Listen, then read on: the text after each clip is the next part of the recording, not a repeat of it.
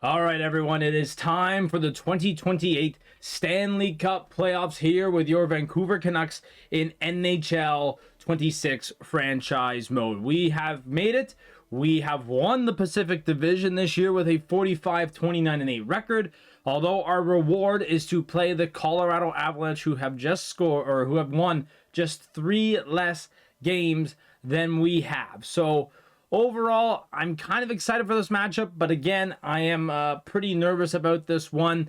What we're going to do here in this episode is we're going to go through the playoffs, see how that goes. If it ends early, we'll probably just roll into the off season. If we keep going, we keep going.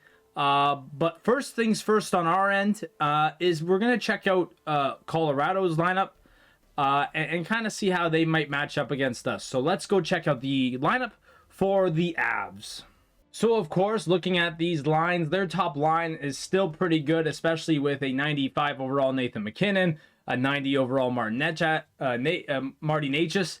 But other than that, they're not really superb. Maybe our fourth lines can be close together, but again, I think our second line definitely outplays their second line.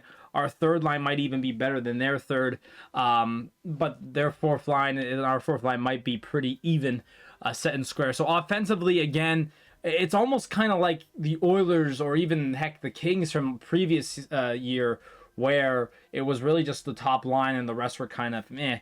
But when it comes to the defense, I think this is where, again, it is probably them. Taves and Makar being put together, I mean, that's just a great pairing all in all. Samuel Girard again.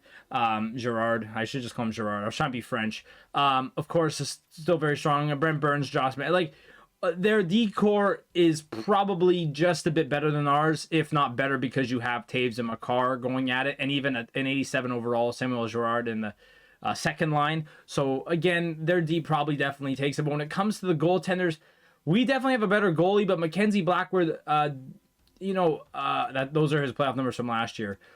He was a .911 save percentage, 275 goals against. So, again, not awful goaltending, but you know what? The big thing for us will be getting to their defense. I think if we're able to shut down their top line, I think we'll be good. But we have to put the puck in the net, especially on the lines that don't, especially on the D pairings that don't consist of Taves or Makar. All right, ladies and gentlemen, with that out of the way, I think it's time we get started here for game one. There's nothing much else to do. We have our lines up the way we want them. We know what they look like.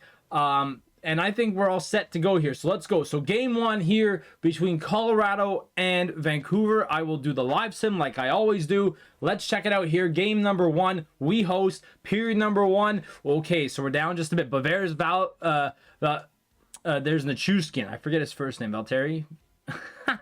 Wow. It's Nichushkin with a goal, and then just 2 minutes later, a power play goal. But Jonathan Lekkerimäki gets us on the board. Okay. So not a bad first period. Let's check out that second period. Okay, still 3-2. Brock Nelson, but Elias Pettersson. Perfect. Okay, can we make the comeback here in game one with the victory? Come on, let's start this period up. Oh, power play for them, and there's Samuel Girard on the power play, 4-2. And it's Nathan MacKinnon, 5-2. They're big guns getting it started here in period number 3, and I think that could be it. And yeah, we get nothing on the power play. They get a power play now. No, I think that's kind of it. Oh, well, Vince Dunn gets us on the board, so 5-3, but I don't think that's enough. And time will expire. There's the empty netter for 3 seconds left, and there you have it. So we lose game one to Colorado, 6-3. We're going to have to bounce back for game number 2. All right, game number 2 for Vancouver. We're looking to bounce back here, and hopefully we get it started here. So let's go. Period number 1, it's 2-0, Necas and Brock Nelson. So Brock Nelson now has 3 goals in this series in just 2 games alone. Look at the shots, though. 17-9, and we still have not been able to beat Mackenzie Blackwood. I'm just going to double check that it is him, because you never know what could happen in this game. Shot, yeah. So Mackenzie Blackwood, yeah. So we got to get going here. Period number 2, 4-1. My God. Makar and Burns. Okay, this is a tough one here to come back from already. Like 4-1 already, but here's Brock Besser with a power play goal. But then Toropchenko with a goal. My heavens. Okay, another power play goal for Brock. Besser, if you didn't score that 5th goal, we'd be in a really good spot right now. And there's Marco Rossi. Hang on. 5 minutes to play here. Can we get the tire? Can we possibly tie this game late? No. Brock Nelson again.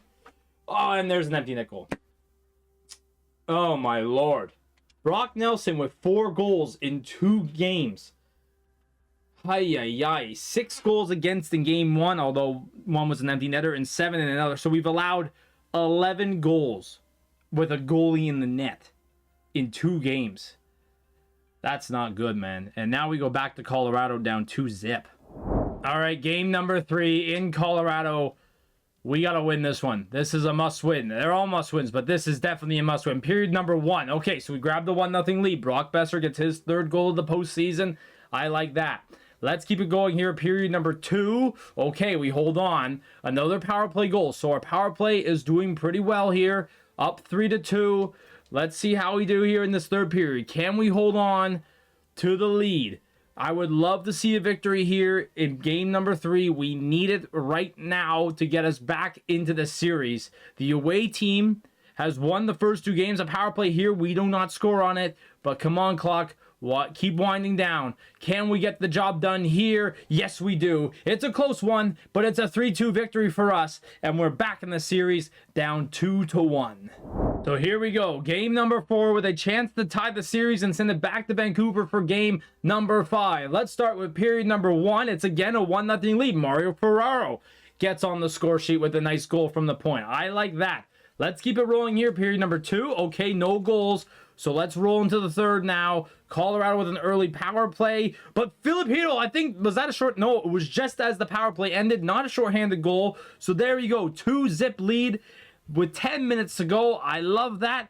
And I think we should be able to hold on to this one. That would be fantastic. 3 minutes left. There's 2. There's 1 minute.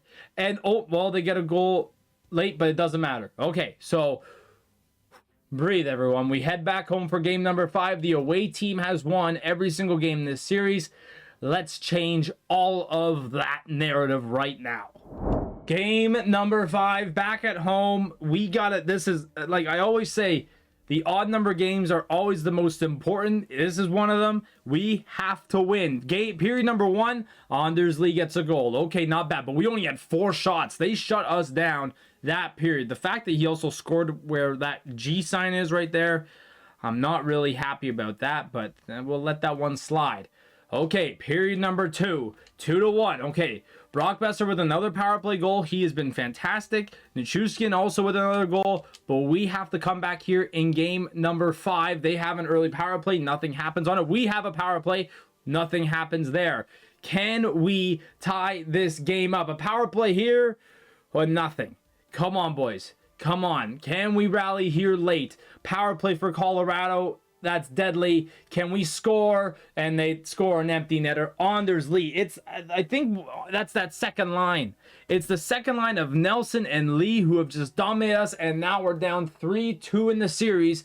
We head back to Colorado. And we need to win to keep our season hopes alive. Season on the line here in game number 6. And I actually did go check. Anders Lee and Brock Nelson are on the same line. So we're being actually murdered by Colorado's second line this series. We have to not let that happen here tonight. Period number 1, no score. Okay, so nothing sweaty just yet. But we got to see how we do in period number 2. And it's Charlie Coyle with a goal late in the 2nd period. Another one that's kind of on the line in the corner. We got 20 more minutes. We need a goal to tie this game up.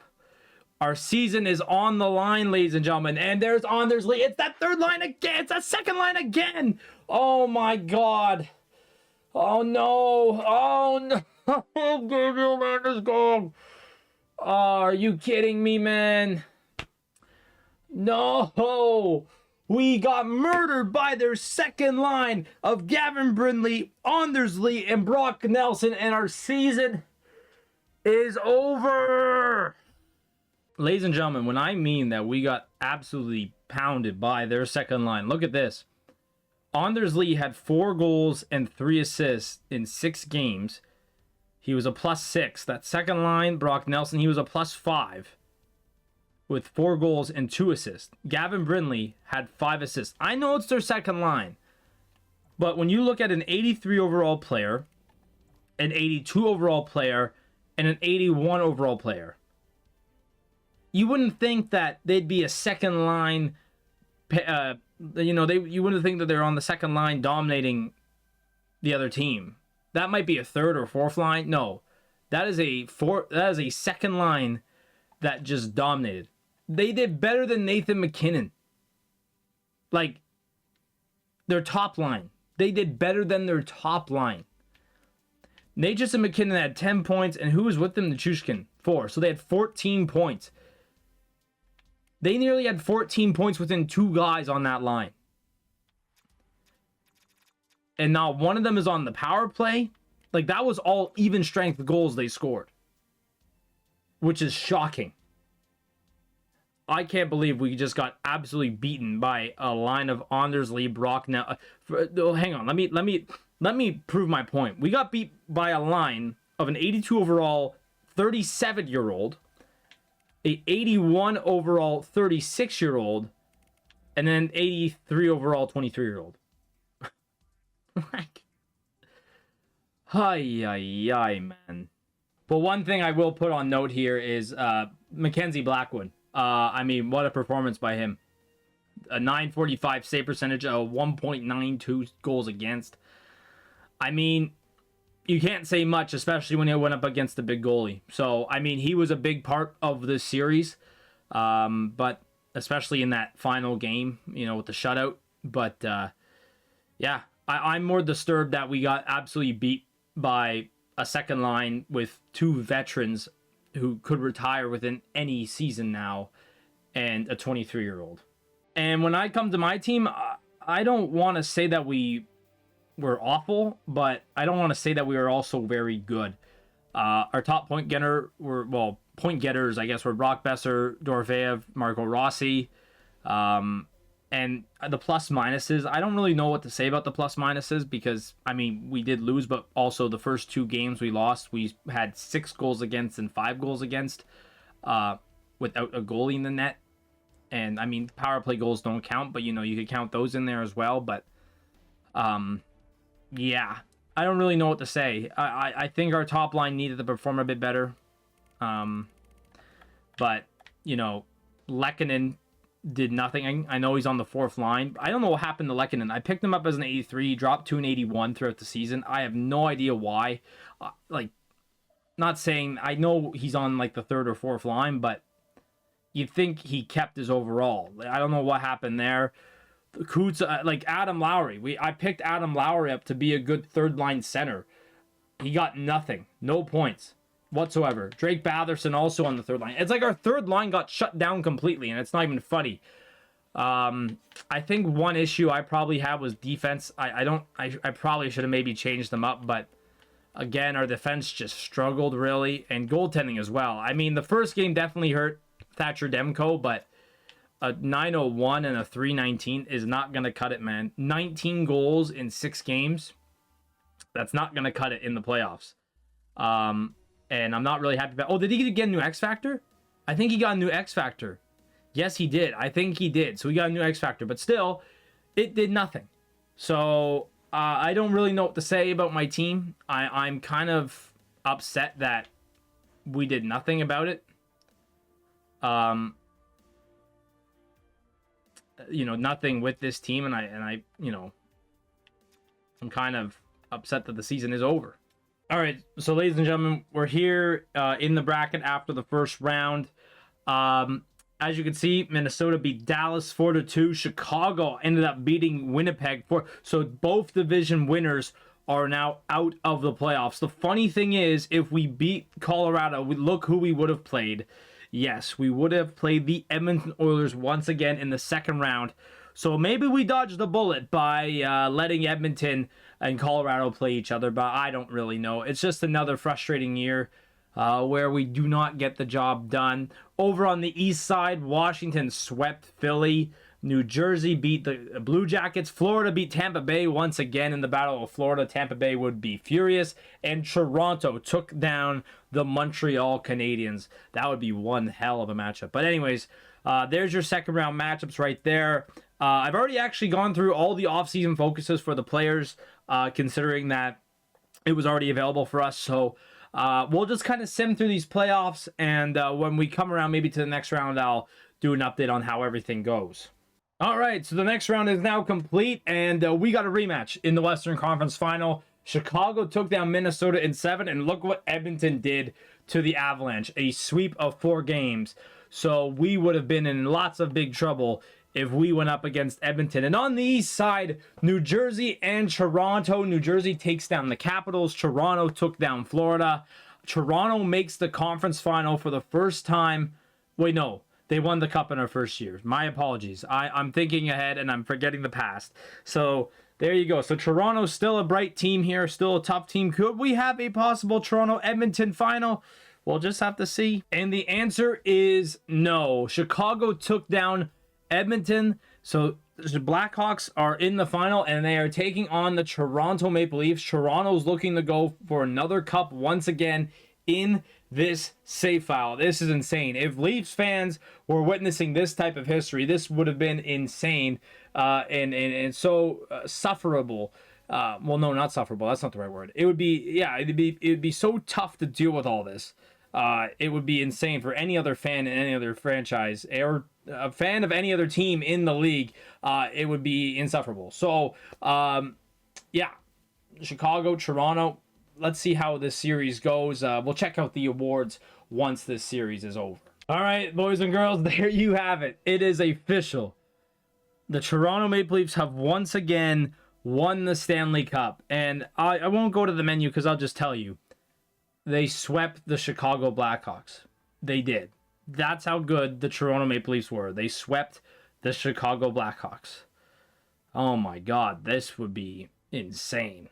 And so here are the awards for this season. The Toronto Maple Leafs have won their second Stanley Cup in 3 seasons. Pardon me. And as you see below with the previous winners, the Stanley Cup has not gone back to the West for 5 seasons.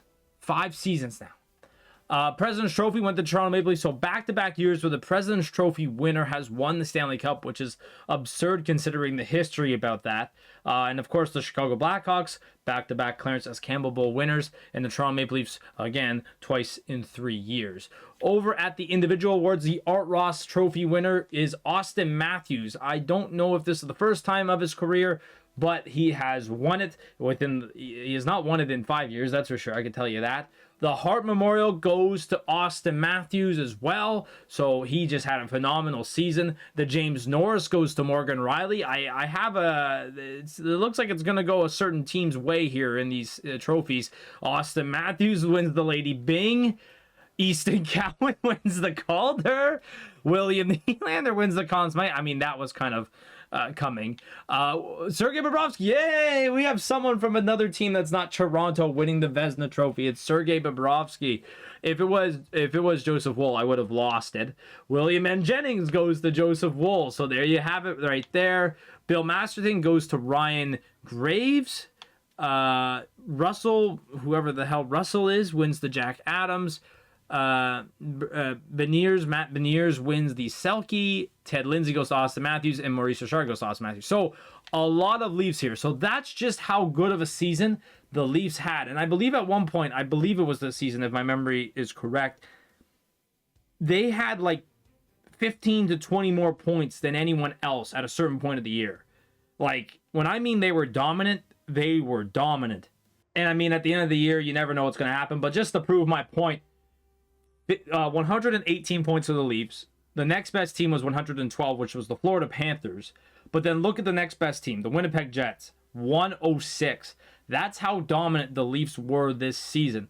Also, when you look at their wins in regulation, 52 wins in regulation. Or is it 54? No, 52 wins. 52 wins in regulation. Yeah. That's pretty freaking good. Pretty freaking good. And then I'm just going to check what their record was like. Yeah, look at their road record. 29-8-4. When has a road record ever looked that good? Like, when I mean they had a really good year, that's how good their year was. And so, ladies and gentlemen, with that out of the way, the only thing that's kind of left now to do is sim the draft. I have my final scouting underway already. I could look at contracts and whatnot, but I might leave that until after the draft. But again, I'm just going to look at my draft board here. I don't know if we have certain draft positions up yet. But we still have our first. We have Winnipeg second. We have Montreal's third, Calgary's fourth, and then we have a fifth and sixth round pick. So again, we have we're gonna have some good picks out of the top here. We'll have to take a look at what's available and what will be available for us. But it's looking like we should be up for a couple of good players in this draft, I'm hoping. But we'll take a quick look when we do the draft interviews and whatnot and see kind of where we have to go. If you're wondering why I have so many players watch listed, it's just these are, I think, all the gems.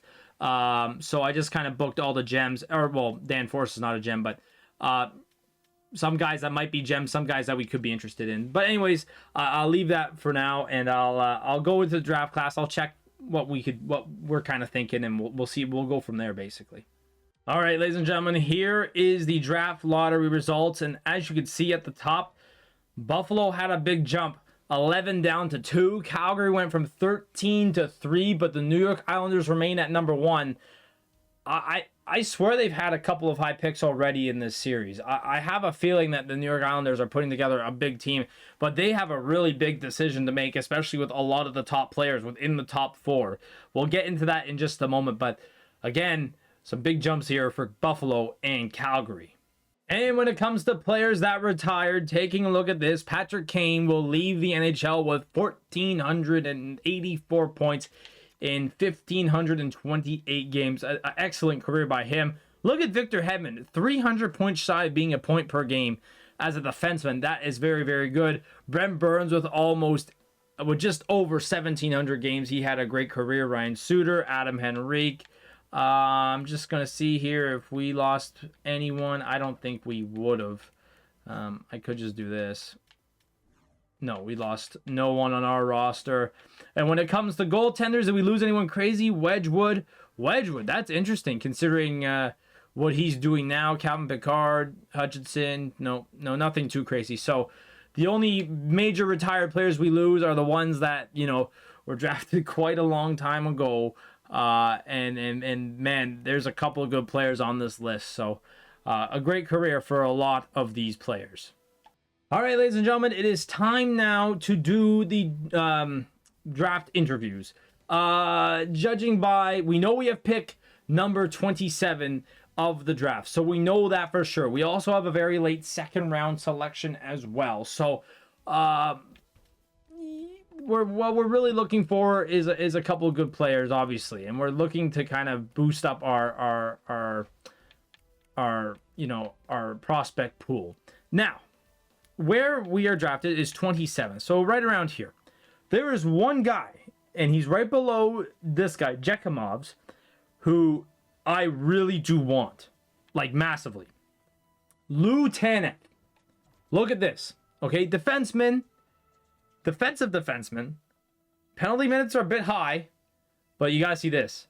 Look at those stats. A-, B, A-, A-, B. That's a player I really do want. And he's NHL ready as well. He really could fit. And he's a cycle and balance guy. He would basically fit on any of our top 2 pairings right away. Hopefully, if his overall is that. So when I look at this, I'm really interested in Lou Tanev, and I want him to be there. Another guy who's also on this list is actually not Zigomanis. It's Dan Forrest. He also has some good stats. He's also NHL ready as well. Compared to a guy like Braxton Zigomanis, who's where was it here? Yeah, low elite 3 years. But look at his stats. I mean, okay, but not great compared to a guy like Dan Forrest. So there's a couple of decent defensemen that are here early on. But right now, for these interviews, I'm just going to kind of go through some of the players that we have not really looked at or seen, or players that we could talk just a little bit more to, who are in the area of our pick.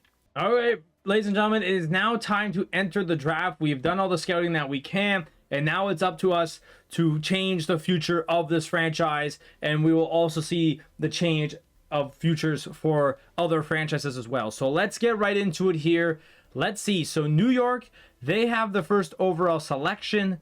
Let's see what they can do here with their first pick. Now, looking at the draft class, there's a lot of good players, and I was going to say this. There's Viktor Denisov, who's an elite. There is Lassi Kiprusoff, who's an elite. There's also this guy, Pierre Brossoit, elite with an X factor. But then there's this. Maddox Schultz is a franchise player at pick number 4 with an X factor, which is insane. I can't recall one of the last times I even saw a franchise player below the pick number 3. The only thing that's hard for Maddox Schultz, physicality and defense, is not really all that great, but everything else is there. Looking at the other players, they all have A's. So where does New York go? Do you go with a franchise player that you know you have franchise potential with? Or do you go with a player who's more well-rounded? Another guy that could be really interesting. Liam Pugh has 3 X factors, but again, he's a AAA and a BBB right there. He's also NHL ready. So that's another tough call. Here's a little guy who, he's not really little, he's 6'2". But here's a guy that might go a little bit under the radar. Reed Nickel has 3 X factors.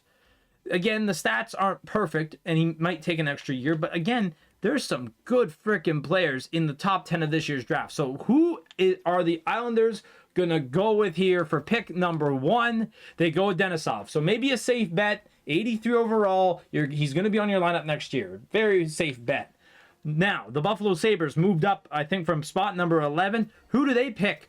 They go with Kiprusoff, so an 81 elite. Okay, so Calgary, maybe in a tough spot here. Do you go with Brossoit? Do you go with Maddox Schultz? Who does Calgary take at pick number 3? They go with Brossoit. Okay, so the San Jose Sharks, man. Oh my God, their lineup is going to be insane. They got to pick Schultz. And they do. And he's 83. He's 83 franchise. So the Sharks, maybe a bit of luck there from, thanks to Buffalo and Calgary. Personally, that's a tough one for me if I was Buffalo or Calgary, because obviously you look at the rankings and you probably see, wow, this guy's pretty high up, but look at this franchise guy. I probably, no matter what, would have gone with the franchise player with an X factor over these two guys. I know they were higher ranked. I know that their skills were a bit better, but when you have a chance at a franchise player, I don't know what you're doing. I really do not know what you're doing. So let's see how the rest of maybe the top 10 goes here. So Seattle picks Raymond. This is Liam Pugh's spot. Anaheim goes with Liam Pugh. So again, Liam Pugh might take a year. He might be on the roster with a 77. Who knows? So Anaheim. So the California teams here early on in this draft have done pretty well. Glass, I didn't really look at him here. The Blues go with Nichols. So yeah, Nichols might take an extra year or so, but that's still a good player, especially when he has 3 X factors like that. That's pretty good. And to round up the top 10, Pittsburgh goes to Clarkson, and Morozov goes to Rangers. All right, so now it's time for our players. We are praying that Lou Tanev stays where he is in the rankings, because I want that Lou Tanev guy. To me, he's the best pick for us, in my opinion. We have to pick him if he's there. So let's go to our pick, and hopefully Lou Tanev is available. Boys and girls, I'm looking down this list, and I do not see a Lou Tanev. So that means one certain thing here at pick number 27. We have our chance to pick Daniel Dupont, who is a B, lots of C's, but that's not what I want. I want this guy right here. Lou Tanev, defensive defenseman. I know not a big point guy, but when it comes to shooting, skating, like he's all there, and he's NHL ready. How NHL ready is he? Let's see. As we pick Lou Tanev with the 27th overall selection in the 2028 NHL Draft, he's a 78. He's already a 78. He could realistically play on our roster next year. That's pretty good. Okay, so now we are here, ladies and gentlemen, for our second round pick number 60 of the draft. I was kind of hoping for this Beverly guy to be available because he's medium elite, 60 overall. Too bad we just missed out on him. So I really don't know what's going to be around here. So we might take a minute here to take a look at who we have. So we have Larry Halpern. Hold on. Where is like our... Wow, okay. So they literally just like... They took all the players that we could have gotten. Okay. So we have Larry Halpern, whose stats are okay. You know, obviously at this point in the draft, it's nothing too crazy. This Caedmon Pinot guy is a power forward. Do we have like a sniper in here? Connor Lowry. Stats are not really that great, to be honest. And obviously, we're not going to change our team within one freaking day here, but it seems like this pick has just been awful. This is an awful spot. Here's a top 6 forward, Drew Smith, but just a bunch of B's and a C there. I mean, this is not really nice. This is not really good. I'm not really pleased by that. Here's an interesting guy. Tyler Cooper's a center, a playmaker. He's got 2 years. You know what? I'm going to take this Tyler Cooper guy. I'm pretty... Oh, but here's Jermaine Severson. No. Okay, I'm not taking that guy. Let's go with Tyler Cooper. He's a playmaker. I'll just check on Cristiano Godfrey here. Yeah, just a bunch of weaknesses. Okay. I'm going to take this Tyler Cooper guy. Let's see what he is like as a player. 67 overall already. Wow. So that was a good pickup by us. Obviously, a low top 9. You know, what can happen there, we don't really know. But, yeah. I'll take that pick for sure. So we'll just roll now to the 82nd pick of the draft for our third round selection. Pick number 18 of the third round. Gordon Beagle kind of leads us off here. I'm just kind of looking at, you know, this is Daniel Carter. I'm just kind of looking at the stats, seeing what looks good, what doesn't really look good. Rick Frigon looks kind of good. Brent Cahill's stats, not the best again. Rick Frigon kind of seems like the best pick there. Again, there's nothing that really sticks out. Oh, here's the gem, Rhinus. But I don't really like his stats, though. Should we take a chance on this guy? 17 overall, 17 years of age. Should I take a chance on this kid? Let's see his stats. He's played already for 3 years in the SHL. He's only gathered 2 points. But he's a gem. I had the wrong guy. My bad. Here we go. Rhinus. No points in 7 games, but he's 17 years old. He's going to get more chances here. He's going to take a little bit of time. But you know what? I want to take this gem. Let's take a shot on Rhinus here. See how that one goes. So he's a top 6 medium, which is actually a pretty decent potential. But that overall is not really pretty, and it's going to take some time. So we'll have to take it as it is there. Let's go to pick number 109 here for round number 4, pick 13. This is where the draft kind of goes, yeah, like that.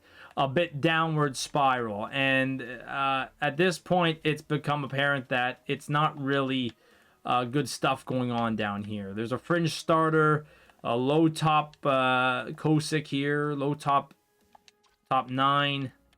We have a bust, another low top, some low top 6 guys here. 5 years. Yeah, there's nothing.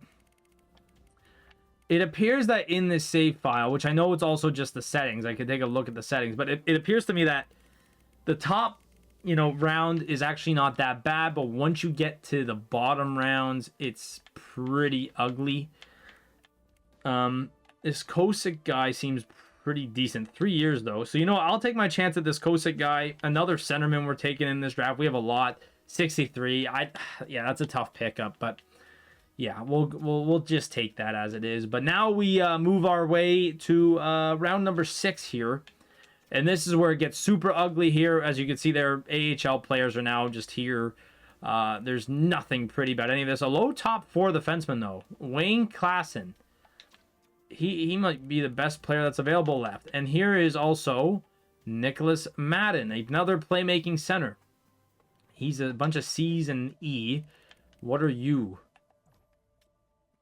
C and... Okay, so maybe this elite kid might not be that bad of a pickup, to be honest with you. I'm truly serious about that. Maybe we'll go with that. Let's... there's nothing left to really lose in these rounds simply because, well, there's... literally, there's nothing. So there's our 6th round pick. Quickly over to the 7th round, we have the 6th last pick of the draft.